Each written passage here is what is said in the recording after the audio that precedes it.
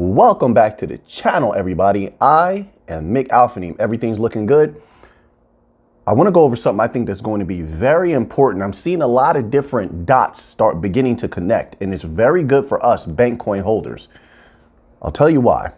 I was going over a lot of different PDFs from the IMF and the Bank of International Settlements this morning, and I was noticing this trend where they're really discussing smart contracts a lot in correlation with, and we knew this was coming, but in correlation with, and most specifically with carbon credits, outright. Now I know what you're thinking, man. Let's put everything to the side. I know some people agree with certain agendas and some people don't. Don't worry about that right now. Stay focused. Now, there's going to be a lot of money collected because of carbon usage. We've gone over this before, but I'm leading somewhere. Walk with me. This is going to be major. There's going to be a lot of money generated because of the fines when it comes to using too much carbon, the buying of carbon credits so that, hey, we're a company, we want to still use carbon, and they're going to be allowed to, by the way. But we'll have to pay this amount for this amount of money for this allotment of credits that allows us to use this much. So you're going to have the money flowing from that as well. I mean, there's a lot of different facets to this.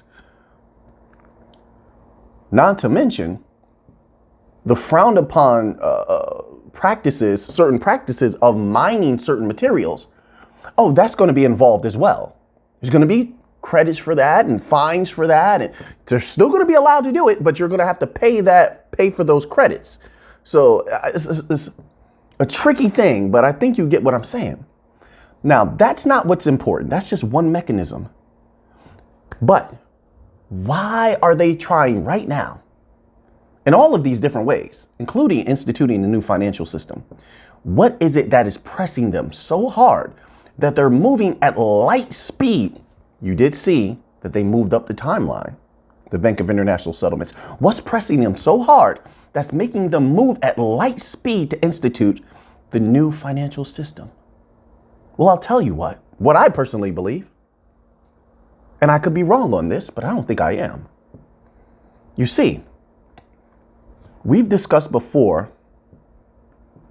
the world debt. Let me say it again, the world debt. Now, the world debt hasn't been a problem, especially not the United States debt. United States debt has not been a problem. Why? Mostly because the world reserve currency is the US dollar, the petrodollar. But it's been threatened. Now, if you had a crushing amount of debt, that, if you had to pay it, it would literally collapse all of your infrastructures. If you had that, how would you pay it down? The only way that you could possibly pay that down or neutralize it where it's not a problem is to be able to generate more money than anybody has ever been able to bring in before. And that's without borrowing, because the governments typically are borrowing money. You do know that, right? So what they get from revenues like taxes and things like that is not enough. They literally spend too much. So they borrow most of what it is that they're going to be utilizing. Hence, the debt keeps going up, right? I think many of you know that. But you would need to scrape up money from the unbanked. You would need to scrape up money from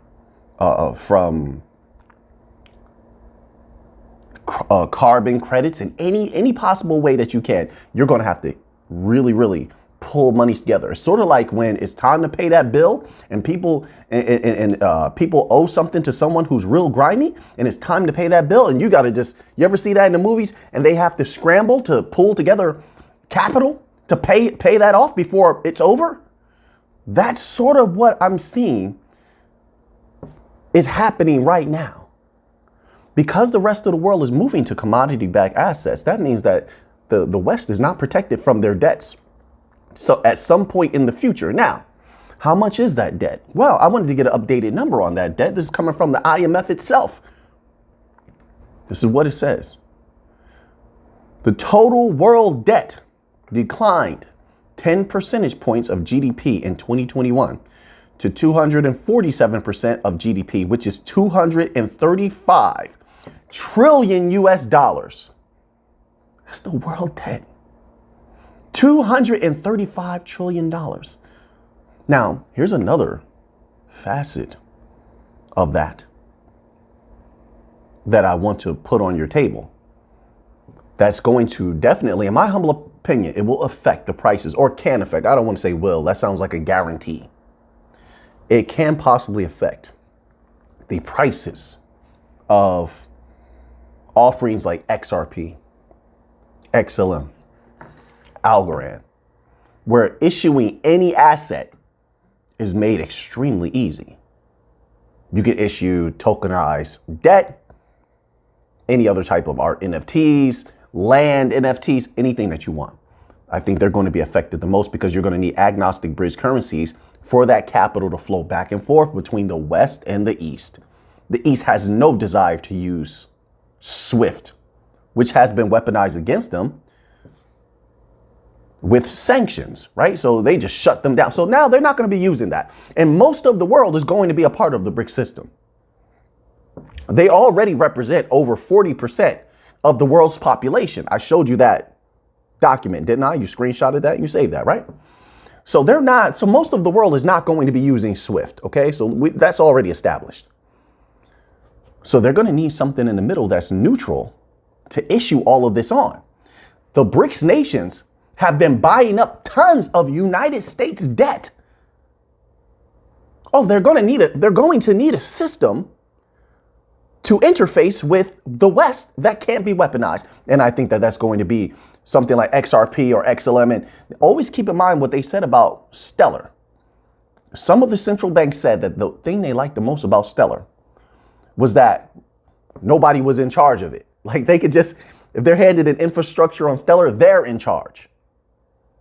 There's no other entity to take the lead over them. You get what I'm saying? That and the easeability of issuance on Stellar. I think that's going to be key in the future, something to keep an eye on. I really do. I really do. Stellar, retail, and all the little different transactions, but it's going to be moving a lot of value, in my humble opinion. We'll see how much in the future. XRP for wholesale and things like that when it comes to CBDCs, and all the CBDCs are going to need bridges because all of the CBDCs are going to be designed differently. You're going to need something to interlink them all. $235 trillion in debt. It's big money.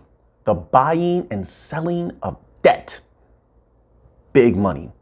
That money is going to increase. It'll get even bigger. Why? Because when you tokenize this debt, it makes it easier for individuals, companies, and countries, all the same, to participate in the buying and selling of that debt. Now, let's move on here. I'm going to read you this little tidbit here. This is from tokenY.com, and it states, debt products rely on regular dividend payments, but long settlement times and manual processes slow the issuance process down. Once again, we solve all of those issues. Why would they not utilize XRP, XLM, Algorand, Hedera, these same protocol and infrastructures that are trusted by banks? I think that they definitely will. These same protocol that are trusted by governments, I think that they definitely will. This is my humble opinion. I could be wrong, but I think that they will. We solve all of these problems. It says middlemen compound the problem by charging significant fees. Here go the intermediaries again. So even when it comes to debt products, they're suffering the same issues with the intermediaries as everything else. That's going to be key. Let's hope that the intermediaries continue to be brutal. That makes us even more delicious of an offering to whoever's going to be buying and selling these debts, tokenizing these debts. Now, it says here, middlemen compound the problem by charging significant fees for these services. Tokenization allows debt issuers to alleviate these inefficiencies through automation. I told you, I was talking about that in the last video. Don't underestimate automated market makers. Now, these are catalysts here that are going to have to be watched closely into the future. They're not going to be discussed widely. It's not easy to discuss either. But let's move on to this article here. This is an article on medium.com, philipsander.medium.com to be exact. And it's titled, Tokenization of Assets, Securities, Debt, Equity from Issuance to Trading. I just want to read this little tidbit here.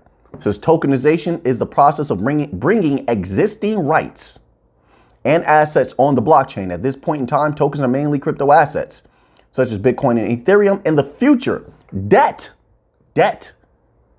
equity, bonds, other securities, all kinds of assets, and the euro, as well as the US dollar, in my humble opinion, will be tokenized. Debt is where that's key. Trillions upon trillions of dollars will be tokenized. $235 trillion stands to be tokenized, as a matter of fact. Now, I can't say that XRP is going to move all of that or XLM is going to move all of that. No, let's just say a modicum of that. Just imagine a modicum of that flowing through one of these bank coins. Algorand or something like that. What does it do to that price? Think about that for a minute. $235 trillion. Let's move a little further here. This is from fiscaldata.treasury.gov. Right? This is in correlation with the national debt.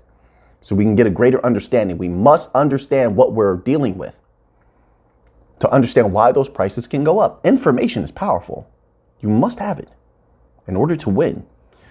Let's read this little tidbit here. The national debt is the amount of money the federal government has borrowed to cover the outstanding balance of expenses incurred over time.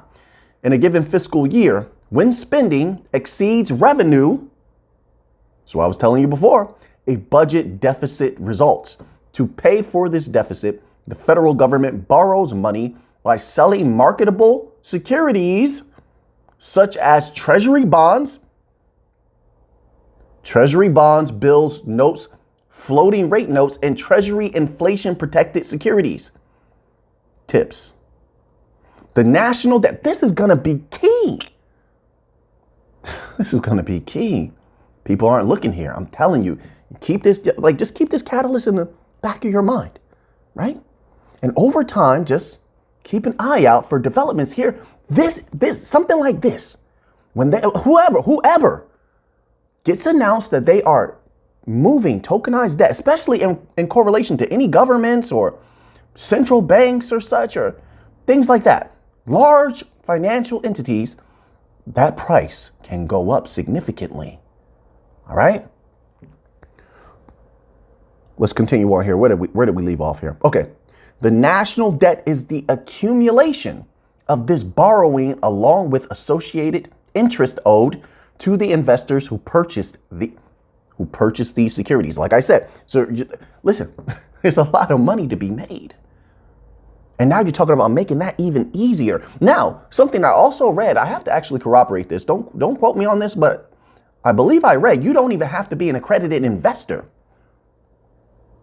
to participate, but you do have to go through the treasury.gov special website. I have it somewhere up here to purchase these different types of treasury bonds and such. But now going back to the BRICS nations forcing the hand, this actually is a good thing that they're forcing the hand of the West because it's speeding everything up. In that way, it's good. It's speeding everything up. But if you know, China is just one of the members of the BRICS nation, but China owns trillions in United States debt. Listen, the flow of capital through whatever is going to be moving that debt, and that's going to continue. Like I said, there's money to be made there, major money. So whoever's moving that debt, and someone will, and it will not be swift, that price can go up. This is why I watch the catalyst like a hawk. I have to know. I'm waiting on it. I'm waiting. I'm almost salivating right now. I'm hungry for that money. I want it. The victory is right there. But we must watch the catalyst. Let's keep going here. Let's keep going. I'm getting a little too excited, but I'm feeling good here.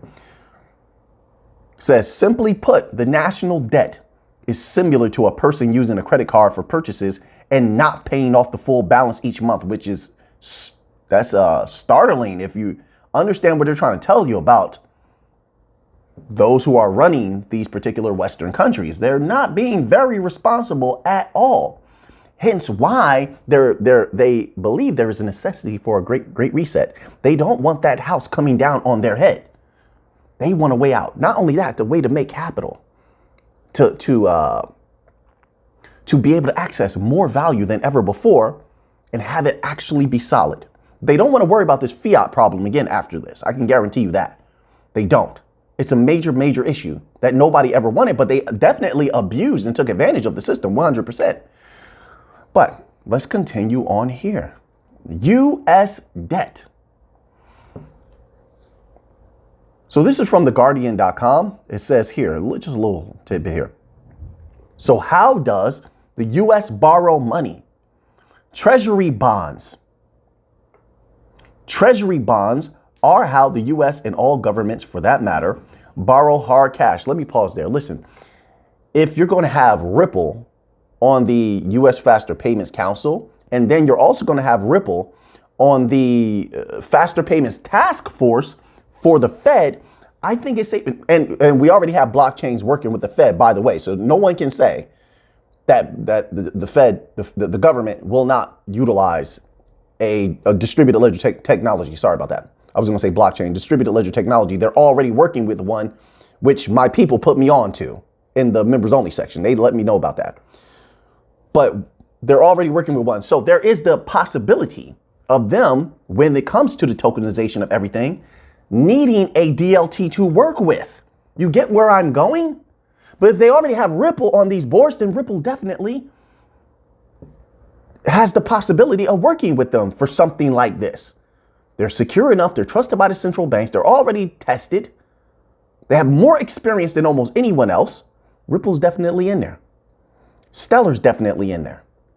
These two have a lot of experience, and they're praised by all the different prestigious institutes, right? We just went over Harvard the other day. Okay? So the possibilities are there. Algorand is in that conversation, in my humble opinion. This is major. So they're going to need somebody when it comes to tokenization of these things. And if you haven't watched that last video I put out, please do. I put chapters in every video so you can jump around. You don't have to watch the entire video, but there's a chapter I put. It was about who put that document out? We were going over a document, and they were showing how the central banks. You'll know it when you see the name of the chapter. They were showing how the central banks. Not central banks. The commercial banks don't trust the Fed now system. They don't trust it. They don't trust the Fed now system. You can read it with your own eyes. You just have to go to that video. It's up to you. I can't tell you what to do. They don't trust it. But if they don't trust them, and yet all hundreds upon hundreds of them have signed up to use RippleNet, that tells you they do trust us. That means we're in the game when it comes to the tokenization of debt. If we're in the game when it comes to the tokenization of debt, there's nobody right now that's throwing out a price prediction that would be accurate, because that number would have to be high.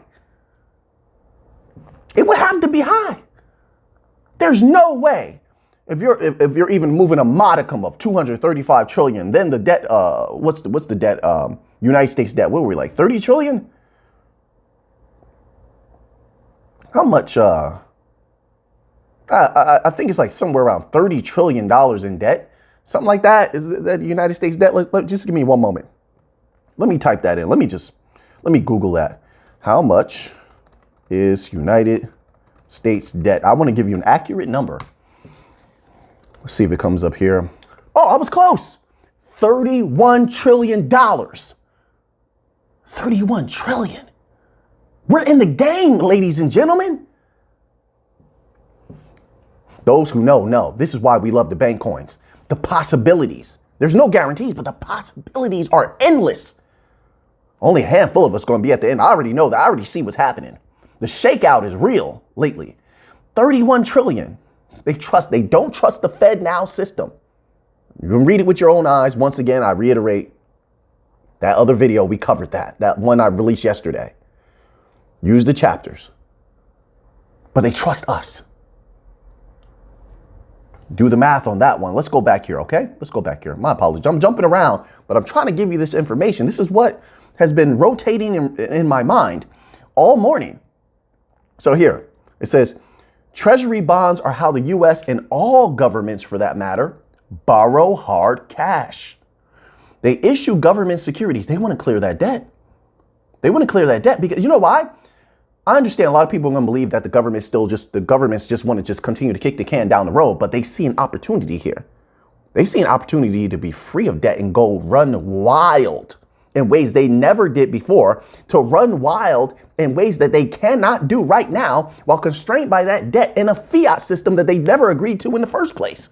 The fiat system has been run into the ground. Understand that. That's why the banks have no liquidity. We covered that in the last video also. The banks have no liquidity. Did you hear in that last video when I read what the man said from that large business institution? He said he met with some of the biggest banks in the world, and he said that they told him literally that they have no liquidity. That's startling. Why? That means the fiat system is done. It's just a matter of time. Tick tock, tick tock. It's just a matter of time. I don't know how long. I don't proclaim to, but I just know it's at the end. So they issue government securities, which other countries and institutions buy. I read that individuals can buy this also. And you don't need to be an accredited investor, but you do need to go to, I'm sure there's some kind of prerequisites. I'm pretty sure, because you have to sign up on the government website in order to participate. But that is a process that I'm not too familiar with. OK, so the U.S. national debt is owned mostly in the U.S., but the 5.4 trillion foreign owned debt, 5.4 trillion, that's a lot of money. Just imagine if they continue to buy that type of debt, any type of foreign entity continues to buy U.S. debt. They're not going to be moving those trillions through SWIFT system. So who gets the prize? Think about that. Who gets the prize? You had members of the BRICS nations talking about XRP. Outside of the BRICS nations, you had Japan talking about XRP and XLM. You got XRP and XLM dominating in the Southeast Asia region. Who's not going to want a piece of that U.S. debt? And that sweet, sweet interest. Who doesn't want a piece of that? A lot of new entities are going to get access because of the tokenization of everything. It'll be much easier. Let's continue on here. But it says, but the $5.4 trillion foreign-owned debt is owned predominantly by Asian economies, right? Okay, so now let's move on here. And you have my greatest of respect, every single one of you out there. Once again, I humbly thank you for being here. Now, this is from treasurydirect.gov, and it's titled, Buying a Treasury Marketable Security. So now let's just learn a little bit about this here. To buy Treasury marketable securities, you must bid when we auction the type of security that you want. You can buy or bid for Treasury marketable securities through your Treasury Direct account. So there you have it. Non-competitive bids only. Or a bank, a broker, or dealer, competitive, and they offer competitive and non-competitive bids. It says each auction is for a specific type of security, which is identified with a unique CUSIP number. Sometimes when you buy a security, several days may pass between the auction date and the issue date, and the security may earn interest. In that case, the security earns interest for the time before we issue it. That accrued interest becomes part of the purchase price. That's kind of grimy. You get it back later with the first regular interest payment. Okay, so there's a little bit of a balance there. See more about paying accrued interest below. So there you have it. That's right. That's from treasurydirect.gov. So listen, these type of archaic websites, these type of archaic processes, they said several days may pass. We remedy this. When we get involved, if any of the bank coin companies get involved, it won't take several days anymore. Okay. And then you won't have to worry about that balance. Everything will happen automatically. This is why I believe they're going to find it delicious. This is why one of the biggest reasons I believe they're pushing NFTs, right? They're pushing, not NFTs really, it's really the tokenization of everything really, right? Not NFTs, sorry about that. But the technologies for fungible tokens and non-fungible tokens, the tokenization of securities and such. The advancement of those is what I'm talking about. It's happening at light speed because of things like this. It's not happening because of retail. It's happening because of the access to central banks and governments, and to be able to provide them with the offerings that they need to move over to fully to the new financial system, which runs much deeper than most people will ever know. It goes deeper than the banks. You see, we're talking about the tokenization of debt, treasury bonds. OK. Also, you will not hear them talk about shadow banks. That's another thing we were talking about in that last video. You won't hear the Fed talking about shadow banks. That won't exist in the future. That won't exist in the future because they will be like literally devastated by offerings like XRP, XLM, Algorand, Hedera. A few others out there as well doing a great job. All the bank coins, XDC, you know, the usual suspects. Let's continue on here. So then I wanted to know, like, how much in treasury bonds or what do they call it? Privately held marketable debt. I think that's how they phrased it. How much are they moving per quarter, per year? Right. So we find ourselves on treasury.gov and this goes as such. It says the U.S. Department of Treasury today announced its current estimates of privately held net marketable borrowing for the January to March 22 and April to June 2022 quarters. During the January to March 2022 quarter, Treasury expects to borrow, get this, expects to borrow $729 billion in privately held net marketable debt. Imagine, listen, I keep saying this. I'm trying to put all these puzzle pieces together here. Imagine moving a modicum of that $729 billion. They're going to need someone to move that. The other banks don't trust Fed now. The rest of the world doesn't trust SWIFT. This is when running out your respect really comes back to bite you. The Treasury expects to borrow $729 billion in privately held net marketable debt, assuming an end of March cash balance of $650 billion. We're going to just dominate. I just feel it. I do. The borrowing estimate is $254 billion higher than announced in November 2021. During April to June 22nd quarter, Treasury expects to borrow $66 billion in privately held net marketable debt, assuming an end of June cash balance of $700 billion. During October to December 2021, Treasury borrowed $689 billion in privately held net marketable debt.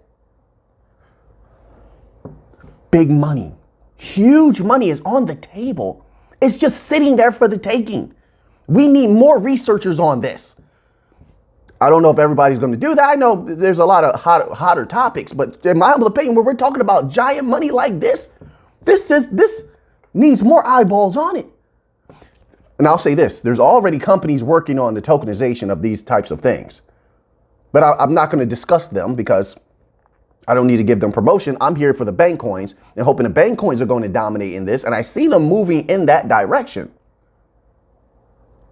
Plus, we have to get past this SEC case before a lot of these different non-disclosure agreements and memorandums of understanding. Now you can actually talk about things, right? You have to respect the company. So I also keep that in mind as well. But this is huge in my humble opinion. So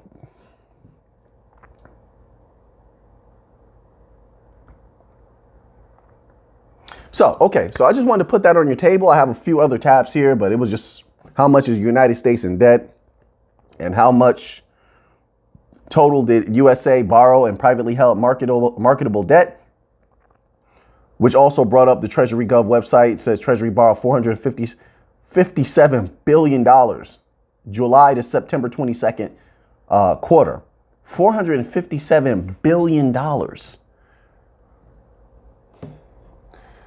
So you guys let me know what you think down in the comment section below. I think we're going to dominate when it comes to the tokenization of everything. Things are going to get very interesting in the future. I don't know who's going to be left there to see it. Like I said, we're going through a rough patch of it, but I think things are going to get a little bit harder before they get better. Just my humble opinion. I hope that things go very well. I hope that there's an explosion as soon as the case is over, and that's just one of the floods. And we see everything happen in degrees as that price continues to go up on some of these assets. But I do understand that things are going to get a little rougher because the economies and inflation is still running crazy, especially in certain specific sectors. So they're going to have to bring that down. So I understand it. There's going to be some damage that has to be done to these economies. So there's a rough patch before everything is completely just let loose. But I think when they do let it loose, it'll be like the effect of having pulled back a rubber band very far, only to release it. I think things are going to take off like that at some point if they're able to right the ship.